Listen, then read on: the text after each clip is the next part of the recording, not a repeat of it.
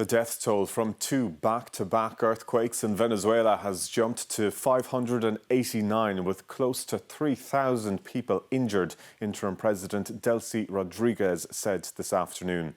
But with tens of thousands of people still missing, officials say they expect the number of people killed to rise further.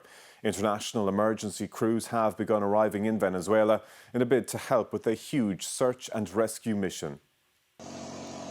They worked through the night, desperate to reach anyone still fighting for survival under what's left of the residential buildings felled in minutes by two of the biggest earthquakes in Latin America's modern history.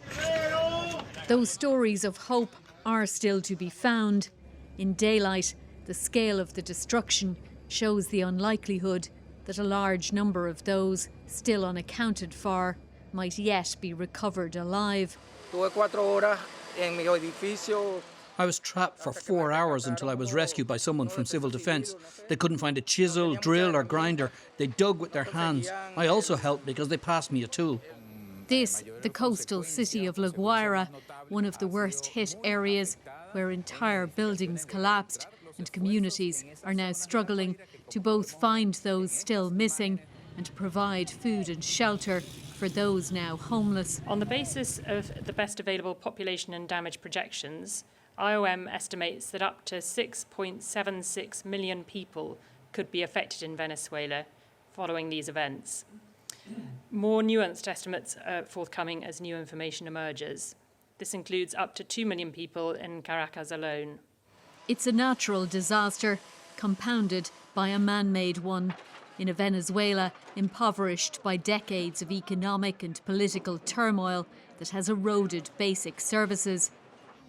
The US leader, who seized Venezuela's President Nicolas Maduro in January, promising to help. We took over Venezuela in less than 1 day, and the oil is flowing, and we're getting along with them great. We're going to, by the way, help them with their big. They had a tremendous earthquake last night that you read about, massive in Caracas, but we're going to help them out.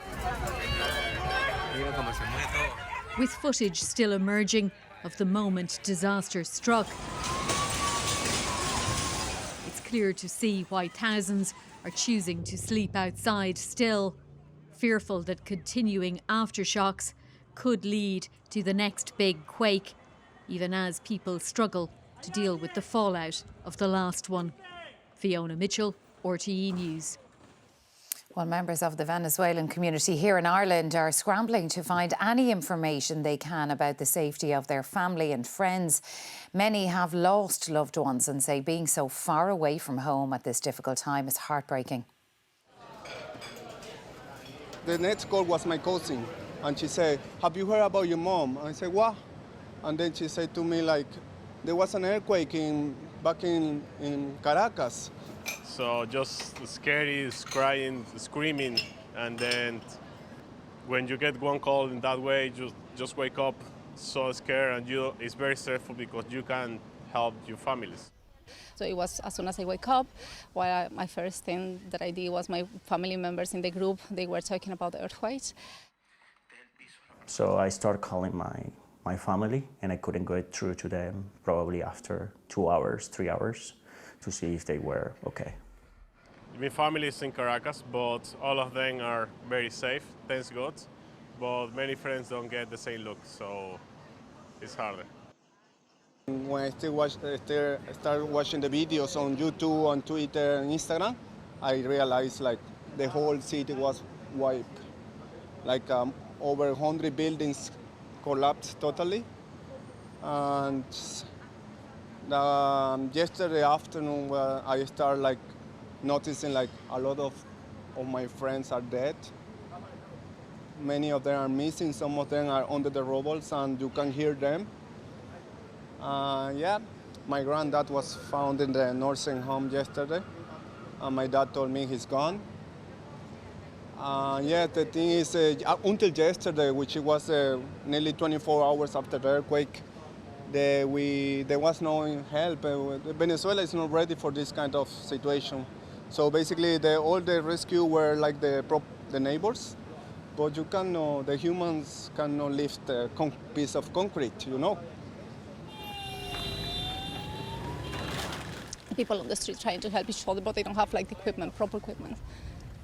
Or even the tools to remove the very big stones around. I think one of the most important things here is try to know and be sure that we are not alone. And also that alone we're strong, but together we're powerful. So we need to know that this is about humanity. And all Venezuelan family, friends, you need to know that you are not alone. We don't have ambulance, the hospitals are collapsing, and this is because what they have been done for the last 27 years. So of course, it's not their fault that this happens, but their response is bad, and that's the truth. Like, we feel like we are alone on this. And what would you like to say to your family and your loved ones? I would love to say that we cannot do much. We are just here, just thinking about them, and I wish I'd be there, but it's not much. Like, we can do more than looking at my phone. Well, staying with that story in Venezuela, and we can speak to Joe English, global spokesperson with the children's charity UNICEF. Joe, thanks indeed for speaking to us on 6-1. UNICEF has teams working on the ground in Venezuela. Can you tell me, what are they seeing, what are they hearing? Yeah, indeed. We're about 40 hours out now from these two devastating earthquakes. And the situation in terms of the impact is still unfolding. In these critical hours, search and rescue is really key. But at the same time, what we're doing as UNICEF is we are preparing to support children and families who've been affected in the days and weeks ahead. Now, we may not know the full impact of what's happened, but what we know is what children will need. They will need safe drinking water. They will need protective services. They will need safe shelter. They'll need medical support. And ultimately, they'll need support to get back into school. And so those are the kind of things that we're doing. But it's important to remember that our staff, our colleagues who are Venezuelan themselves, who live in the country, they are also affected. So our colleagues are working around the clock. We'll be working over the weekend to reach people, but the needs are going to be huge. You say you still don't know the full impact of this. I wonder, are there areas that your teams are still, and that rescuers are still unable to access? There are, this is often the case with earthquakes, and I've worked on earthquake response in Syria, in Turkey, and the hardest to reach communities are the ones that we are the most concerned about. Because if a road is damaged or destroyed, or if an airport is taken out, it can take, not just hours, but days sometimes to reach these communities. So it's important to remember that the first responders within these communities are the communities themselves. So we then need to be getting in to provide that support to help them, to make sure that they're able to access the services in these days and weeks ahead. If there are parts of the country, though, that teams are still unable to access, the official death toll is close to 600. I imagine then that there is a real fear that could rise, and that it could rise substantially. Yeah, and for UNICEF, our focus is always on children. And we know that a third of the population of Venezuela are children. We estimate that 3.9 million children live in the areas that have been affected by these earthquakes. And so, yes, unfortunately, we always see the death toll in these kind of circumstances rising. But what we need to make sure is that there is not a secondary wave of children who are killed or injured by drinking dirty water or disease outbreaks. So we really need to focus on making sure that they're getting those life-saving services. I imagine this is hugely destabilising for the children that you mention. Homes destroyed, schools destroyed. I imagine a huge amount of psychological trauma as well for those impacted. Very much so. Children have literally had their lives turned upside down. There may be children who have been separated from their parents or their caregivers. But one of the things that UNICEF does is we provide that psychosocial support. We set up safe spaces where children can come, they can play, they can interact with a counsellor or a child protection specialist, and we can begin to help them process that.